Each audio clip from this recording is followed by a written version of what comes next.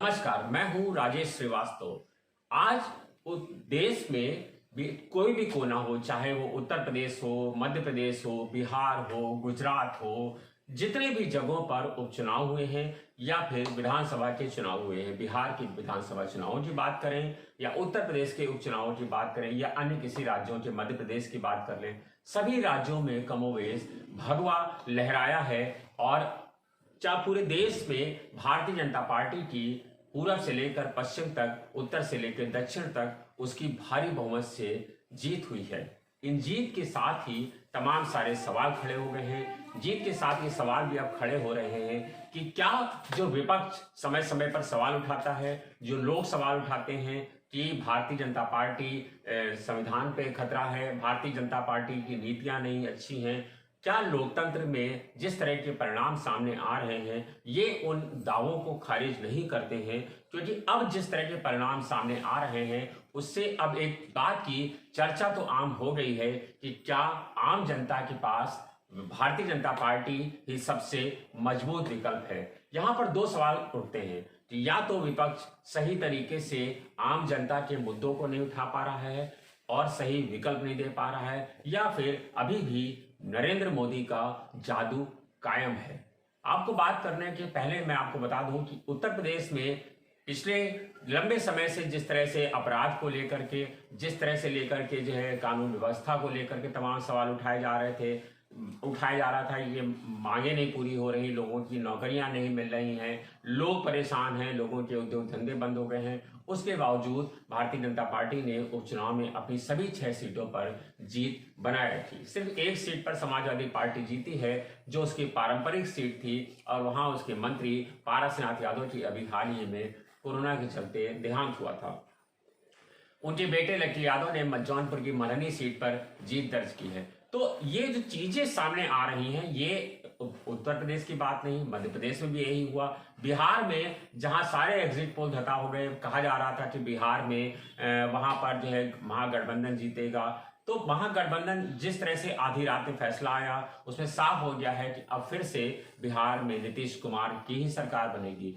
नीतीश कुमार ने जिस तरह का सुशासन दिया, 15 साल में नीतीश कुमार के ऊपर एक भी आरोप भ्रष्टाचार का नहीं है। नीतीश कुमार को इसीलिए सुशासन बाबू के नाम से जाना जाता है। तो बिहार में भी फिर से भारतीय जनता पार्टी की ही सरकार है, क्योंकि वहां पर नीतीश की जदयू को बहुत कम सीटें मिली हुई हैं, और एक तरह से देखा जाए तो भारतीय जनता पार्टी की ही सरकार वहां पर कायम है। नीतीश उसका चेहरा जरूर होंगे, क्योंकि भारतीय जनता पार्टी ने जिस तरह के उसूलों की बात की है कि जो है हम ये नहीं देख रहे हैं कि कौन सीटें कम जीत रहा है, कौन सीटें ज्यादा जीत रहा है, और हमने गठबंधन में आकर के सीटें जीती थी और जदयू से हमारा पोस्ट अलायंस था, और इसीलिए नीतीश कुमार को हमने मुख्यमंत्री के रूप में प्रोजेक्ट किया था और नीतीश कुमार ही हमारे मुख्यमंत्री होंगे। ये सब तमाम चीजें जब अब साफ हो गई हैं, तब भारतीय जनता पार्टी कि दरअसल भारतीय जनता पार्टी का जादू कम इसलिए भी नहीं हो रहा है क्योंकि भारतीय जनता पार्टी की जो नीतियां हैं वह अब आम जनता के बीच में इस तरह का सवाल उठने लगा है कि अब वो आम जनता को रिझा रही है। क्योंकि भारतीय जनता पार्टी की जो नीतियां थी, आपको याद होगा मनमोहन सिंह का समय, मनमोहन सिंह के समय भी दूसरे कार्यकाल में मनरेगा की जो योजना थी उसके चलते मनमोहन सिंह को दोबारा चुनाव में जीत मिली थी, जबकि उनके पर तमाम भ्रष्टाचार के आरोप थे। क्योंकि मनरेगा के चलते जो तबका है, निचला तबका है, जो वोट करता है, उसके हर घर में पैसा पहुंच रहा था, और यही काम भारतीय जनता पार्टी ने समझा और उस पर अमल किया।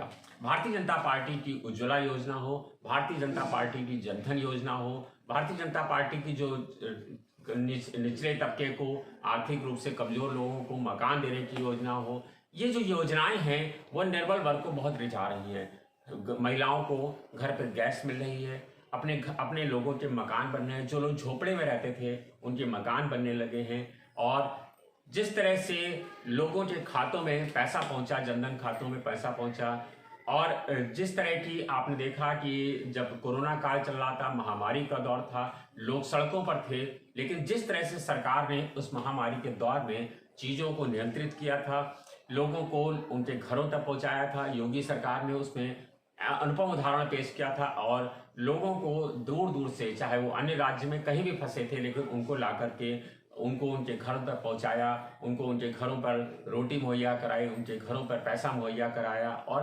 अनाज की किट दी। तमाम सारी चीज़ों को लेकर के जिस तरह से भारतीय जनता पार्टी ने इस महामारी के दौर में सब चीज़ों को मुहैया कराया, उसके बाद से अब एक चीज़ ये साफ हो गई है कि अब इन नीतियों को, भारतीय जनता पार्टी की जो नीतियां हैं उन पर आम जनता को भरोसा है और आम जनता उससे मुनाफे में है और आम जनता को लगता है कि ये उसके लिए कोई नुकसान नहीं। क्योंकि इसके आप अगर इसका ठीक से और गहराई से आकलन करें तो आपको लगेगा कि जो निचला तबका है, जो निर्बल आय वर्ग का है, उसके पास जो भारतीय जनता पार्टी के चलते उसका कोई रोजगार नहीं ठप हुआ है, उसकी कोई नौकरियां नहीं गई हैं, क्योंकि वह पहले से ही इस हालत में था कि उसके पास ना कोई नौकरियां थी ना कोई रोजगार था।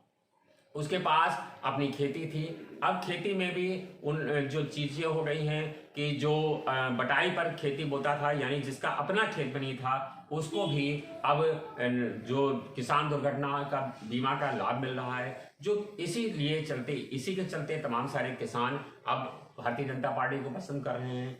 दूसरी बात यह है कि उनके घरों में गैस पहुंचाई गई है, जिनके घरों में झोपड़े थे उनको मकान बनाने को दिया गया है और मकान बनाने के साथ साथ मनरेगा में भी उन लोगों को रोजगार मिल रहा है, यानी वो जो मकान बनाने के लिए दूसरों को पैसा देते थे खुद ही मकान बना रहे हैं।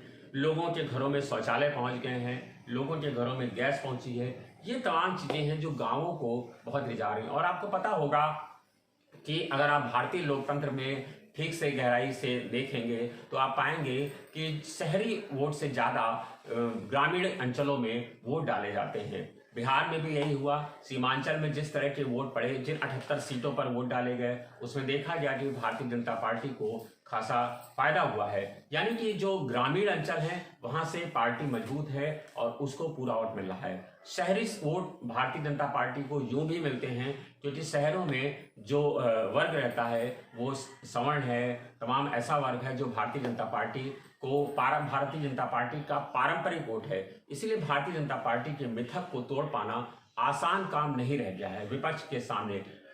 देश की जनता को अब यह भी लगने लगा है कि विपक्ष जिस तरह से सिर्फ बातें करता है, वायदे करता है, लेकिन विपक्ष उसको कहीं पर उस पर अमल करते नहीं दिख रहा है। बिहार की जनता अगर तेजस्वी पर भरोसा करती तो तेजस्वी ने जरूर 10 लाख नौकरियों को देने की बात की थी, लेकिन बिहार की जनता को यह भी पता था कि बिहार में भले ही तेजस्वी की सरकार बन जाए, लेकिन केंद्र में मोदी की सरकार है, भारतीय जनता पार्टी की सरकार है। ऐसे में उसे केंद्र की कोपभाजन नीतियों का सामना करना पड़ेगा। बिहार की जनता तक केंद्र की योजनाएं नहीं पहुंचेंगी। ऐसे में बिहार की जनता ने जो बुद्धिमानी भरा काम किया है, उसने सोच समझ के वोट किया है। इसीलिए कहा जाता है कि लोकतंत्र में जनता ही सबसे अहम होती है। उसने तमाम पहलुओं पर विचार विमर्श किया और उसके बाद उसने भारतीय जनता पार्टी को बहुमत से सरकार बनाने का मौका दिया और उसे कोई तोड़ जोड़ का मौका नहीं मुहैया कराया, क्योंकि वो जानती थी कि अगर तोड़ होगी तो ब्लैकमेलिंग होगी और घाटा, जब भी सरकारें या कोई भी राजनीतिक दल ब्लैकमेलिंग करते हैं तो उसमें नुकसान आम जनता का ही होता है। लेकिन बिहार की जनता ने तेजस्वी को एक ठीक ठाक सीटें दे करके यह भी एहसास कराया है कि अगर वह अपनी चीजों को ठीक से करें तो विकल्प दूसरा बन सकते हैं। लेकिन यह विपक्ष को सोचना होगा कि सिर्फ ट्वीट कर देने से और सिर्फ प्रेस कॉन्फ्रेंस कर लेने से लोगों के मन में जगह नहीं बनाई जा सकती है। आप ट्वीट करके, आप प्रेस कॉन्फ्रेंस करके, आप बयान जारी करके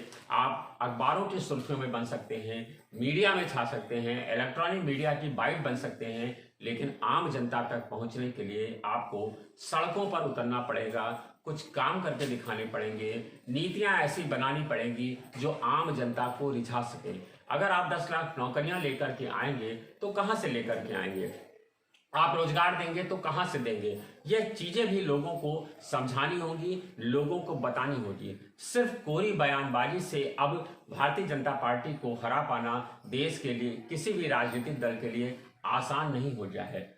15 साल का सुशासन बिहार में नीतीश ने दिया, उसके बाद अब वो अगले 5 सालों के लिए, यानी नीतीश कुमार शायद बिहार के ऐसे मुख्यमंत्री होंगे जिनका 20 साल का लगातार मुख्यमंत्री पद का कार्यकाल होगा। इन 15 सालों में नीतीश की जिस तरह से छवि रही वह बेहद साफ सुथरी रही। इसी के चलते नीतीश की एक बार फिर से अब बिहार में शपथ ग्रहण तय हो गया है। बस तारीख का ऐलान होना बाकी है कि नीतीश कुमार किस दिन बिहार के मुख्यमंत्री पद की शपथ लेंगे। थोड़ा और विचार करें तो यही हाल उत्तर प्रदेश में हुआ। उत्तर प्रदेश में लोगों ने देखा कि अखिलेश यादव जो मुख्य विपक्षी दल हैं वह कुछ नहीं कर पाए। उन्होंने जिस तरह से चीजों को, जिस तरह से उपचुनाव में वो अपने बंद कमरे से बाहर नहीं निकले, लोगों ने उनको बहुत करीब से देखा है। पिछले 5 साल के शासन में जब अखिलेश यादव मुख्यमंत्री थे तो अखिलेश यादव ने जिस तरह की राजनीति की अपने 4-5 साथियों के साथ, जो जिन्होंने एमएलसी बनाया, जिनकी हैसियत 5 से 10 सीटें जिताने की भी नहीं थी, अखिलेश पूरे 5 साल उन्हीं लोगों से घिरे रहे। उन्हीं लोगों ने जो कहा अखिलेश ने वो भी किया। अखिलेश का 5 साल का शासन अभी लोग भूले नहीं हैं, जब उन्होंने अपने पिता को, अपने चाचा को किस तरह से सड़कों पर उनसे लड़ते झगड़ते लोगों को देखा। लोगों ने देखा अखिलेश को, लोगों ने यह भी देखा कि 5 साल के कार्यकाल में जिस तरह से समाजवादी पार्टी के मंच पर हाथापाई हुई, जिस तरह से अखिलेश का गिरेबान पकड़ा गया, जिस तरह से अखिलेश यादव ने सड़कों पर वहां पर सब कुछ हुआ, मुख्यमंत्री आवास के सामने आगजनी की घटना हुई। पहली बार उत्तर प्रदेश के सियासत ने वो दौर देखा जब अखिलेश यादव के दौर में मुख्यमंत्री कार्यालय के सामने भगदड़ की स्थिति थी। हजारों लोगों ने मुख्यमंत्री आवास के सामने प्रदर्शन कर रखा था। तो ये सब चीजें हैं जो अखिलेश यादव को, अभी लोगों का रुझान अखिलेश यादव के प्रति नहीं बन पा रहा है। हालांकि कांग्रेस ने अभी थोड़ा सा बेहतर किया है और उपचुनाव में भी मुख्य विपक्षी दल समाजवादी पार्टी को पीछे करते हुए 2 सीटों पर कांग्रेस ने दौड़ लगाई। और ये कहना अतिशयोक्त नहीं होगा कि उन्नाव सीट कांग्रेस जीत जाती निश्चित रूप से, अगर अंतिम समय में अनु टंडन ने साइकिल की सवारी न की होती। इन सब चीजों को गौर करें तो भारतीय देश की जनता अब ये मान रही है कि शासन करने की स्थिति में सिर्फ 2 ही दल हैं, भारतीय जनता पार्टी या फिर कांग्रेस। अब धीरे धीरे देश की जनता गठबंधन का दौर खत्म करना चाहती है। गठबंधन की सियासत अब खत्म हो रही है, छोटे दलों का दौर अब खत्म हो रहा है।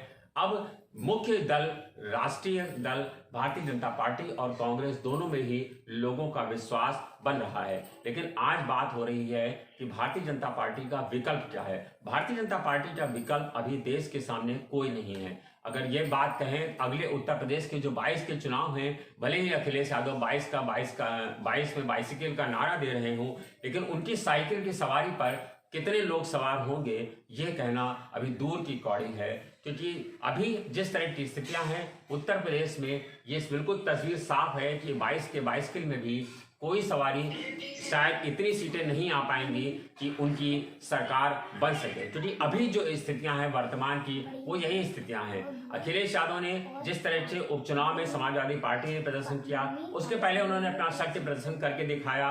बाल कुमार पटेल तमाम पूर्व सांसद, बसपा को तोड़ा समाजवादी पार्टी ने, और समाजवादी पार्टी ने तमाम तरह की चीजों को किया। लोगों ने भले ही स्थापित किया कि अखिलेश यादव एक मंझे हुए राजनेता के रूप में उभर रहे हैं। उनकी रणनीति जरूर अमल में आ रही है, उनकी रणनीति जो है कारगर भी है, लेकिन वो जनता तक नहीं पहुंच पा रही है और वो वोटों में कन्वर्ट होने की स्थिति में नहीं है। उपचुनाव में जिस तरह से समाजवादी पार्टी का प्रदर्शन रहा, कई जगहों पर वह दूसरे नंबर पर भी नहीं आई, सिर्फ 2 जगहों को छोड़ दें, बाकी हर जगह तीसरे चौथे नंबर पर वो रही है। तो ऐसी स्थिति में समाजवादी पार्टी को भी सोचना पड़ेगा कि उत्तर प्रदेश में वो भारतीय जनता पार्टी का विकल्प बनने की स्थिति में है या नहीं है। लेकिन उत्तर प्रदेश की सियासत की बात करें तो अभी फिलहाल उत्तर प्रदेश में भारतीय जनता पार्टी का और मुख्यमंत्री योगी आदित्यनाथ का अगला विकल्प 2022 में भी कोई नजर नहीं आ रहा है। ऐसे में अब भारतीय जनता पार्टी के सामने अगर कोई विकल्प है तो वो खुद भारतीय जनता पार्टी है। यानी कि अगर वो कोई गलती करेगी तभी वो उसका खामियाजा उसे मिल सकता है, अन्यथा अभी उसे हराने की स्थिति में फिलहाल तो कोई नहीं है, जब तक कि विपक्ष यानी कि कांग्रेस या अन्य विपक्षी दल जब तक कि ऐसी कारगर नीतियों को नहीं लाएंगे जो जनता को आकृष्ट कर सके। धन्यवाद, शुक्रिया।